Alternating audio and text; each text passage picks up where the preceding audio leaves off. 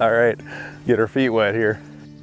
So we're starting on the southeast corner of the property. It's about 520 acres, coming off of a county road access on Greenfield Road. And this opening leads us through the first couple of pasture fields. And up over the next hill is the Chocolate River, where it rolls through more or less the center of this acreage. A couple old apple trees out in the center of the field here. There's a handful of those scattered throughout this property.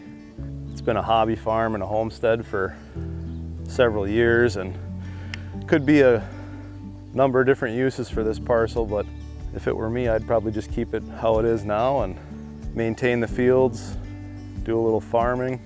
You can hunt, you can fish, make a nice homestead. A little bit of everything here.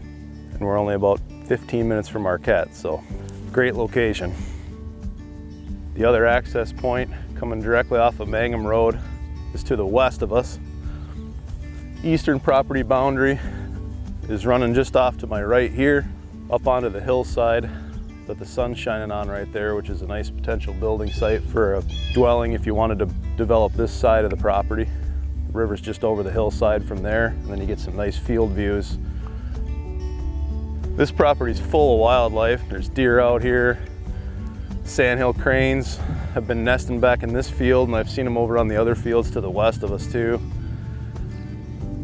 The Levasseur Creek comes and meets up with the Chocolate and makes kind of like a bayou marsh area on the northern end of the property, and that's a waterfowl haven back there.